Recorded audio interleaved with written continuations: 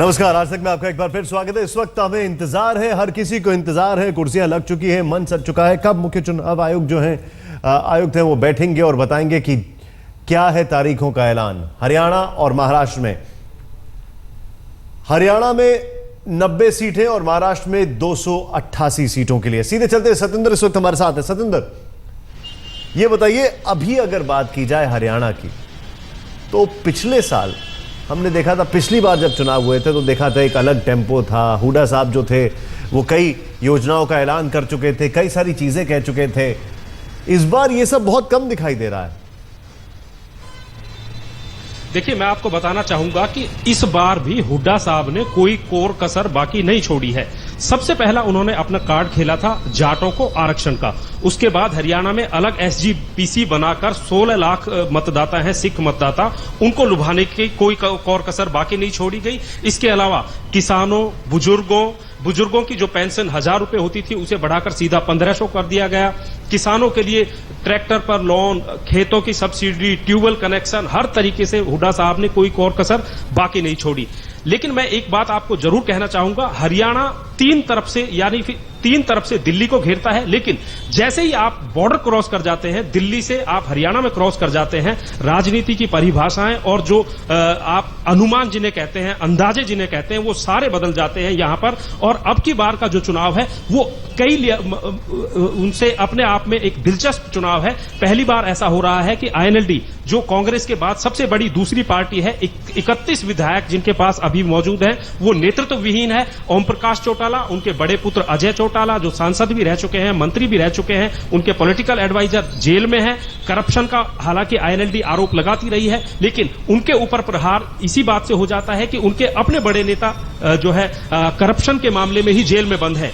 BJP की बात करें तो पहली बार ऐसा हो रहा है कि बीजेपी एक लार्ज स्केल पर, एक बड़ी पार्टी के तौर पर, एक अलग जो है अपनी पहचान के तौर पर पहली बार हरियाणा में चुनाव लड़ रही है। हालांकि पिछली बार भी 90 सीटों पर बीजेपी अकेले चुनाव लड़ी थी, लेकिन 90 सीटों का हश्र क्या हुआ था मैं आपको बताना चाहूंगा। सिर्फ 4 कैंडिडेट जीते थे और 80% जो प्रत्याशी थे वो अपनी जमानत जब्त करवा बैठे।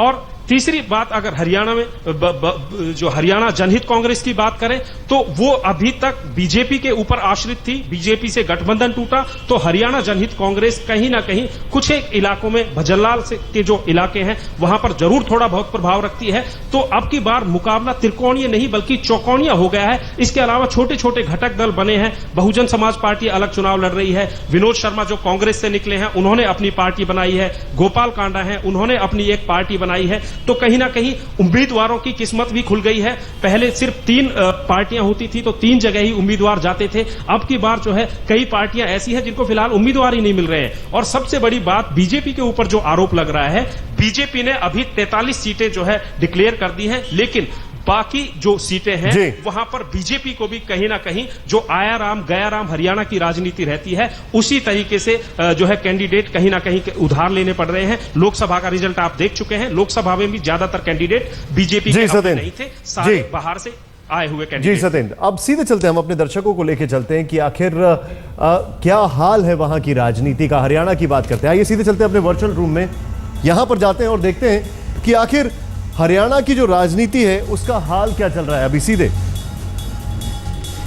अगर हरियाणा की राजनीति के हाल की बात की जाए, और ये अब हम लोग बात कर रहे हैं महाराष्ट्र की, तो सबसे पहले हरियाणा विधानसभा 40 सीटें हैं और ये देखिए कांग्रेस के पास 40 सीटें। बहुत अच्छा प्रदर्शन था यहां पर कांग्रेस का। ये मेरे ठीक पीछे आप देखते जाइए किस तरीके से यहां पर आईएनएलडी की अगर बात की जाए तो 31 सीटें, वोट शेयर भी आईएनएलडी की अगर बात की जाए तो 25% वोट शेयर था, तकरीबन 26% था।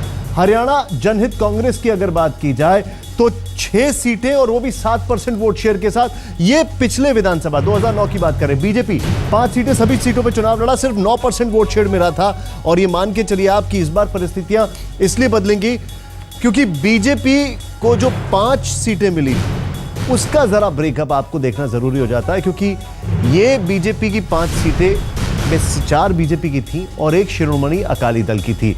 ये 2009 के विधानसभा चुनावों की परिस्थितियां हैं। 2009 में जब लोकसभा चुनाव हुए थे तो बीजेपी को 17% के आसपास वोट शेयर मिला था, जो कि इस बार 2014 में वोट शेयर बढ़ के तकरीबन 34% हो गया।